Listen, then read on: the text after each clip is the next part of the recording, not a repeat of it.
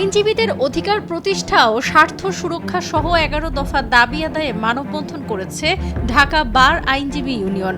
বুধবার দুপুরে মহানগর দায়রা জজ আদালত প্রাঙ্গণে এই মানববন্ধন করেন তারা।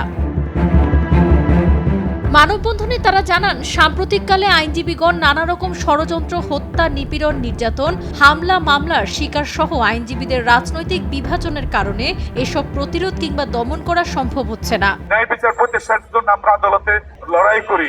আমরা কেন এই আইন সুরক্ষার জন্য আমরা কেন রাজপথে আমরা আন্দোলন করব? এই কষ্টের কথা বলার জন্য আজকে আমরা রাজপথে আসতে বাধ্য হয়েছি। আমরা বিগত দিনে অনেক আন্দোলন করেছি, অনেক দাবি করেছি, সেই দাবি বিগত স্বৈর শাসকের কানে ঢোকে নাই।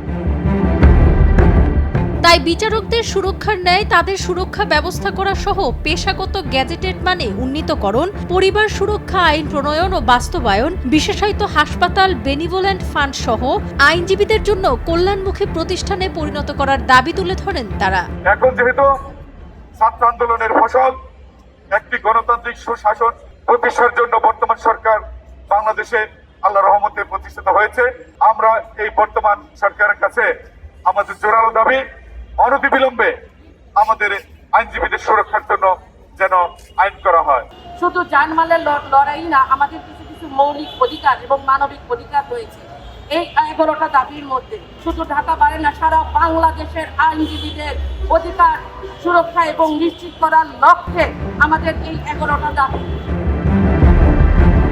শেখ ফরিদের পাঠানো তথ্যচিত্রে ডেস্ক রিপোর্ট, সাবরিনা কাজী, কালের কণ্ঠ।